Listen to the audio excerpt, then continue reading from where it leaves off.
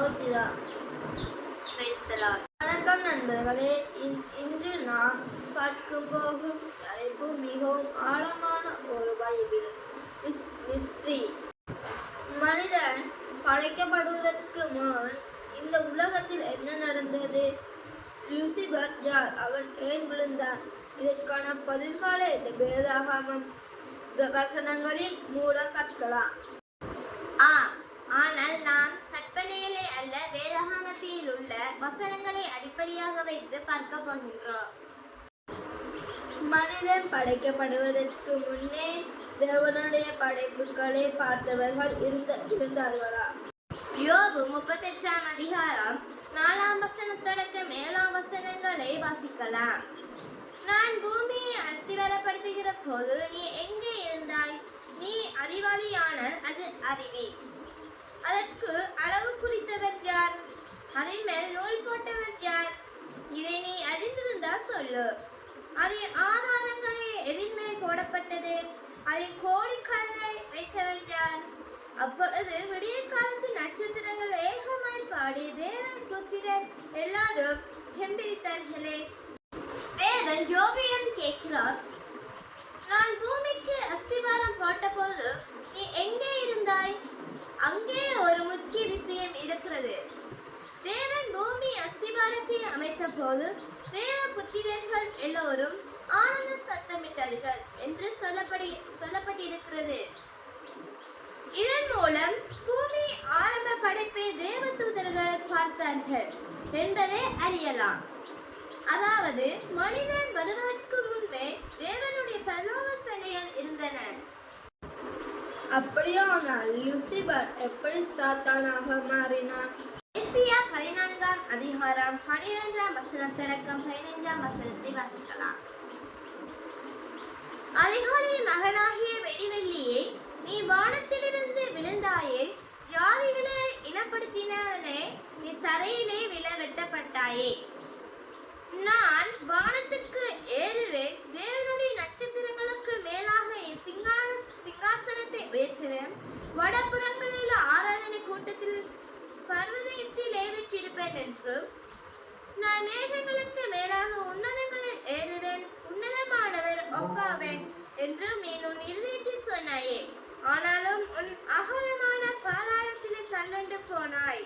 வெடிவெள்ளியே, அதிகாலையின் மகனே, நீ வானத்திலிருந்து விழுந்தாயே என்று சொல்கிறது.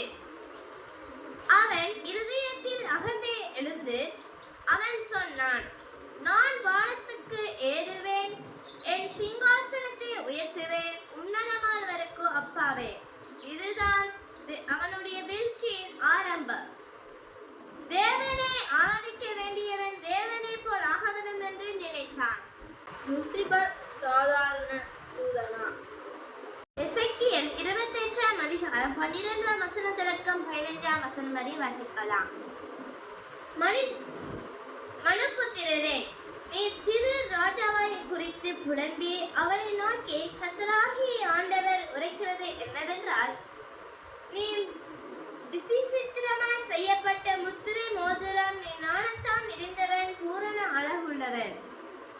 நீ தேவனுடைய தோட்டமாக ஏதனில் இருந்தவன்.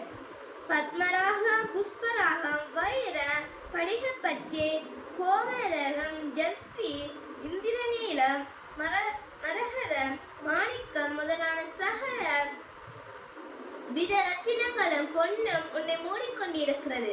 நீ சிருஷ்டிக்கப்பட்ட நாளிலே உன் மேல வாத்தியங்களும் உன் நாவசுரங்களும் உன்னிடத்தில் ஆயத்தப்பட்டிருந்தது. நீ கற்பத்தரிக்கிறதுக்காக அபிஷேகம் பண்ணப்பட்ட கேரோப். தேவனுடைய பரிசுத்த பர்வதத்தில் உன்னை வைத்து அக்கினிமயமான கற்கள் நடுவே உலாவினாய். நீ சிருஷ்டிக்கப்பட்ட நாள் துவக்கி உன்னில் அநியாயம் கண்டு பிடிக்கப்பட்டது மட்டும் உன் பலிகளை குறையற்றதாயிருந்தாய். ஒரு விசேஷமான ஒருவன் குறிப்பிடப்படுகிறது.